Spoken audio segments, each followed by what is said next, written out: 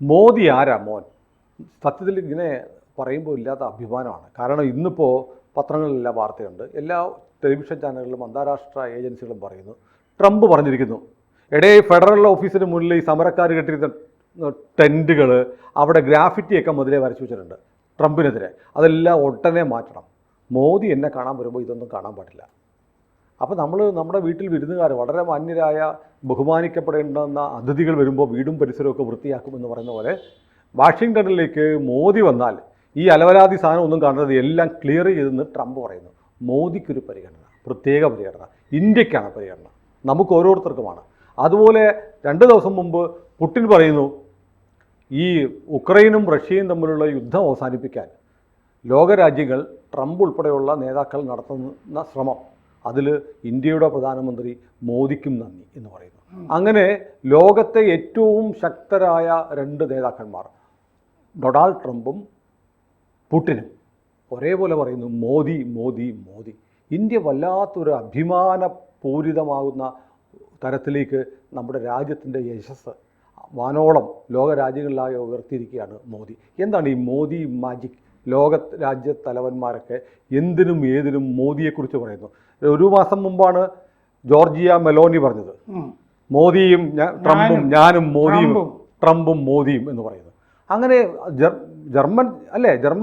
ജർമ്മനിയിൽ അല്ല, ഇറ്റലിയുടെ പ്രധാനമന്ത്രിയാണ് പറയുന്നത്, അമേരിക്കയിൽ വെച്ച് പറയുന്നത്. അങ്ങനെ ഓരോ ഇന്ത്യക്കാരനെയും അഭിമാന പുളകിതരാക്കുന്ന തരത്തിലേക്ക് നമ്മുടെ രാജ്യത്തിൻ്റെ യശസ് ഉയർത്താൻ മോദിക്ക് കഴിഞ്ഞിട്ടുണ്ട്. എന്താണ് ഈ മോദിയുടെ ഈ സ്വീകാര്യതയ്ക്ക് മുന്നിലെ രഹസ്യം? അതെന്താണെന്ന് വെച്ച് കഴിഞ്ഞാൽ, ദേശാഭിമാനമുള്ള ദേശീയവാദികളായ എല്ലാവർക്കും, എല്ലാ ഇന്ത്യക്കാർക്കും, അല്ലാത്ത ഇന്ത്യക്കാരും ഉണ്ടല്ലോ. അപ്പോൾ ഈ ദേശാഭിമാനമുള്ള എല്ലാ ഇന്ത്യക്കാർക്കും ഇതിനെപ്പറ്റി നല്ല ധാരണയുണ്ട്.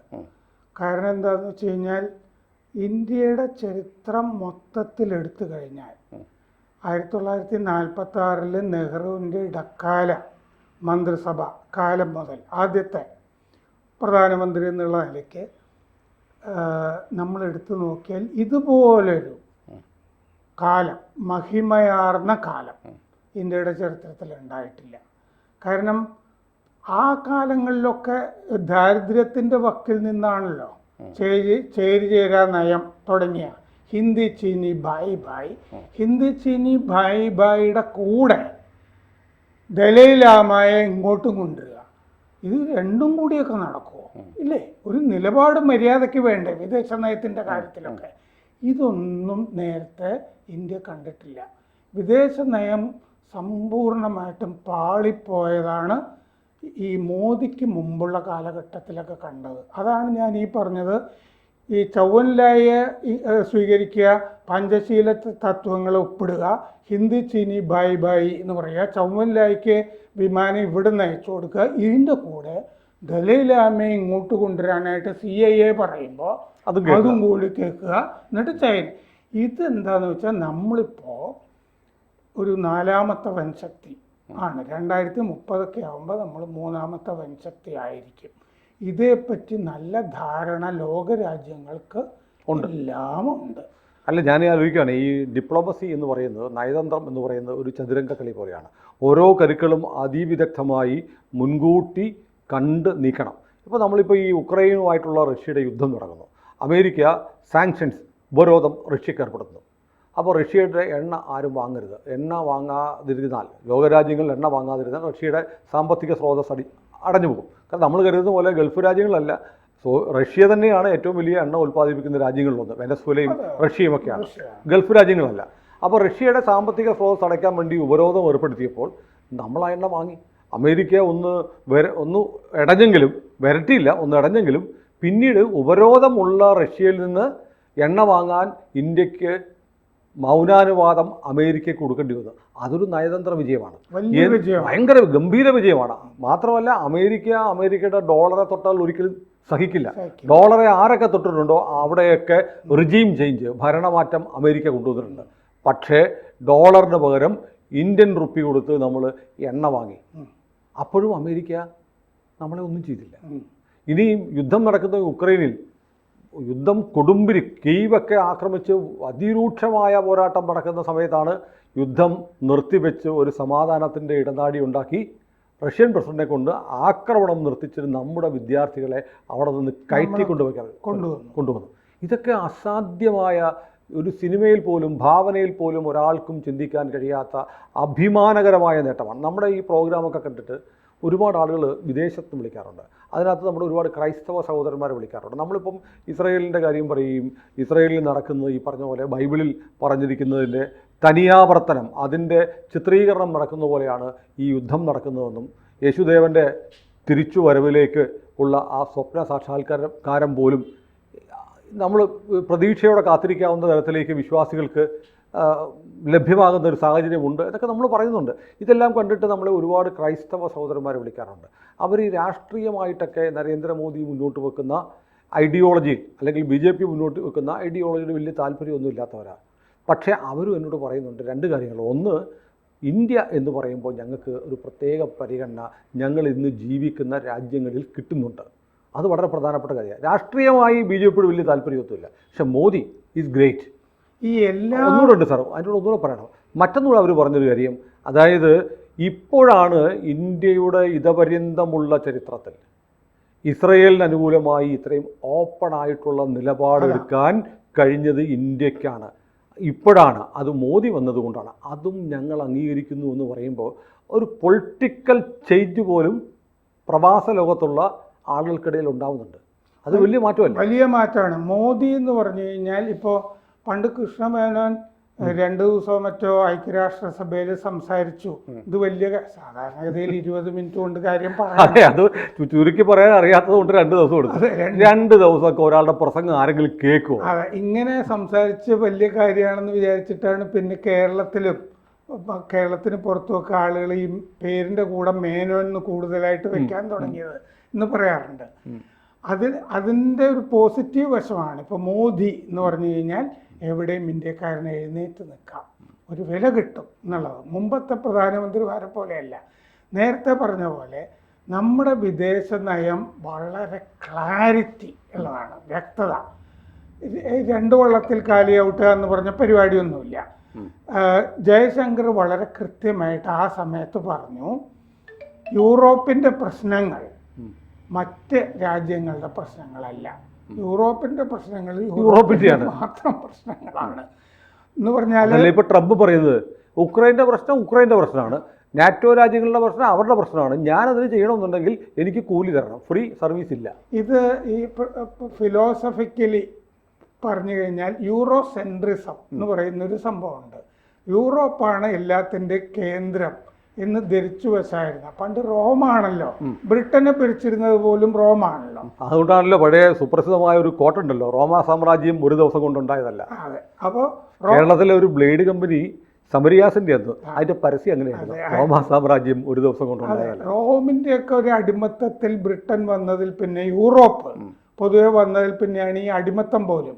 ഇപ്പൊ നമ്മുടെ നാട്ടിലെ അടിമത്തം എന്നൊക്കെ പറഞ്ഞ് ഇവിടെ ഈ ഹെജിമണിക്കാർ ഒരുപാട് വാദം ഉയർത്തും.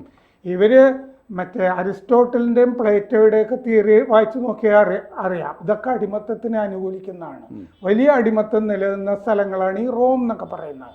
അങ്ങനെയാണ് യൂറോപ്പും അടിമത്തമൊക്കെ ഭയങ്കരമായിട്ട് സ്ലേവറിയൊക്കെ സ്വീകരിക്കാൻ തുടങ്ങിയത്. നമ്മുടെ നാട്ടിൽ നിന്ന് പോയവരുമൊക്കെ എത്രയോ ദ്വീപിൽ ബ്രിട്ടൻ്റെയൊക്കെ അടിമകളായിട്ട് ഈ തോട്ടങ്ങളിൽ പണിയെടുത്തിട്ടുണ്ട്. അല്ല, ഈ റോമിലെ അടിമകൾ എന്ന് പറഞ്ഞാൽ അടിമകളെ മൃഗങ്ങളെ പോലെ, ഗ്ലേഡിയേറ്റർമാരുടെ കഥ എന്താ, അവരെ ഗ്ലാഡിയേറ്റർമാർ പരസ്പരം മൃഗങ്ങളെ പോലെ ഏറ്റുമുട്ടി മരിക്കണമായിരുന്നു. അത് കണ്ട് 1000കണക്കിന് ആളുകൾ ഗ്യാലറികളിൽ നിന്ന് ആർത്ത് വിളിച്ച് ആഘോഷിക്കുമായിരുന്നു. നമ്മൾ വിദേശ നയത്തിൽ യൂറോ സെൻട്രിസത്തിനെ മാറ്റി നമ്മുടെ ഇത്രയും വർഷത്തിൽ നിന്ന് നമുക്കറിയാവുന്ന സനാതനധർമ്മം കൃത്യമായി വെച്ചു എന്നുള്ളതാണ് വിദേശ നയത്തിൽ വന്ന മാറ്റം. ഇപ്പോൾ സംസ്കാരത്തിൻ്റെ പിള്ളത്തൊട്ടിലാണ് ഇന്ത്യ എന്നൊക്കെ മാക്സ് മുള്ളറൊക്കെ പറഞ്ഞിട്ടുണ്ടല്ലോ നേരത്തെ. ഇത് തെളിയിക്കുകയും കൂടി വേണമല്ലോ. അങ്ങനെ നമ്മൾ നമ്മുടേതായ സ്വതന്ത്രമായ വിദേശ നയം വന്നത് ഈ മോദിയുടെ കാലഘട്ടത്തിൽ മാത്രമാണ്. വേറൊരാളുടെ അടിമയല്ലാതെ സ്വതന്ത്രമാണ്, ഏറ്റവും പ്രാക്ടിക്കലാണ്, ആരെയും നമ്മൾ ഭയപ്പെടുന്നുമില്ല, ഒന്നുമില്ല. നമ്മൾ അഫ്ഗാനിസ്ഥാനുമായിട്ട് നല്ല ബന്ധം, ഒരു വശത്ത്. ഒരിക്കലും ആളുകൾക്ക് മനസ്സിലാവുന്നില്ല. അഫ്ഗാനിസ്ഥാനെ ലോകത്തൊരു രാജ്യവും അംഗീകരിച്ചിട്ടില്ല, എംബസി പോലും തുറന്നിട്ടില്ല, ഖത്തർ പോലെയുള്ള ചില രാജ്യങ്ങളൊഴികെ. പക്ഷേ നമ്മൾ അഫ്ഗാനുമായിട്ട് നല്ല ബന്ധം. പാകിസ്ഥാൻ ഇന്നലെ പത്രസമ്മേളനം വിളിച്ചിട്ട് പറയുന്നു, അഫ്ഗാൻ മണ്ണിൽ കാലൂന്നിക്കൊണ്ട് ഇന്ത്യ പാകിസ്ഥാനെ ആക്രമിക്കുകയാണ്, കൊല്ലുകയാണെന്ന് പറയുന്നു. അതെ. പിന്നെ അതുപോലെ നമുക്ക് ഈ ദോവലിനെ പോലെയുള്ള ആളുകൾ, ജയശങ്കറിനെ പോലെയുള്ള ആളുകളൊക്കെ ഉള്ളത് കൊണ്ട് മോദി ആ കൃത്യമായ ആളുകളെയാണല്ലോ എടുത്തു വെച്ചിരിക്കുന്നത്. എവിടെ എന്തൊക്കെ അജ്ഞാതനാണ് ഒരു സ്ഥലത്ത് പോകേണ്ടതെങ്കിൽ അവിടെ അജ്ഞാതൻ ഡോവല് പോകേണ്ടടുത്ത് ഡോവല് പോകും, അജ്ഞാതം പോകേണ്ടടുത്ത് ഡോവൽ അജ്ഞാതനെ വിടും. അതൊക്കെ വളരെ കൃത്യമായിട്ട് നമ്മളെല്ലാവരുമായിട്ട് നല്ല ബന്ധമാണ്. നമ്മൾ മറ്റേ ഇപ്പോൾ ഈ രാജാവ് ജ്ഞാനേന്ദ്രൻ നേപ്പാളിൽ 2 മാസം കഴിഞ്ഞ് വന്നപ്പോൾ 10,000 ആളുകളാണ് ആ വിമാനത്താവളത്തിൽ അദ്ദേഹത്തെ സ്വീകരിക്കാൻ വന്നത്. ആ സ്വീകരിക്കുന്ന ആൾക്കൂട്ടത്തിന്റെ ഇടയ്ക്ക് മുഴുവൻ ഉണ്ടായിരുന്ന ഒരു പോസ്റ്ററില്ലേ, ഇങ്ങനെ ഉയർത്തിപ്പിടിക്കുന്ന പടം, അത് യോഗി ആദിത്യനാഥിൻ്റെതായിരുന്നു. യോഗി അവരുടെ ആത്മീയ ഗുരുവാണ്. ആത്മീയ ഗുരുവാണ്. അപ്പോൾ യോഗി വിചാരിച്ചു കഴിഞ്ഞാൽ ഹിന്ദു രാഷ്ട്രം അവിടെ പുനഃസ്ഥാപിക്കാൻ കഴിയും. ഹിന്ദു രാഷ്ട്രമാണെന്ന് അവർ പറയുന്നത്. ഹിന്ദു രാഷ്ട്രമാണെന്നാണ് പറയുന്നത്. അത് തിരിച്ചു വരും എന്ന് കരുതുന്നു. യോഗിയുടെ ചിത്രങ്ങളാണ് ആ ആൾക്കൂട്ടമൊക്കെ പിടിച്ചിരുന്നതെന്ന് റിപ്പോർട്ടുകളിൽ വന്നിട്ടുണ്ട്. അപ്പോൾ ഇന്ത്യയെ വിശ്വസിച്ച് കഴിഞ്ഞാൽ പല സ്ഥലത്തും സമാധാനം വേണ്ടടുത്ത് സമാധാനം ഉണ്ടാക്കാം. ഇപ്പോൾ സെലൻസ്കിയെ മോദി ആലിംഗനം ചെയ്യുമ്പോൾ നമ്മൾ സെലൻസ്കിയുടെ മുഖത്ത് കാണാം വല്ലാത്തൊരാശ്വാസം. പുട്ടിനും വിചാരിക്കുന്നുണ്ട് ഇന്ത്യ ഒരുപാട് പണിയെടുത്തിട്ടുണ്ട് സമാധാനത്തിന് വേണ്ടി. അതാണ് ഈ പുട്ടിൻ ഇപ്പോൾ ഓർമ്മിച്ചത്. ആ സമയത്തും അവരെല്ലാവരും ബൈഡൻ ഉള്ള കാലത്ത് ഇന്ത്യ സമാധാനം കൊണ്ടിരുന്നാണ് കരുതിയിരുന്നത്.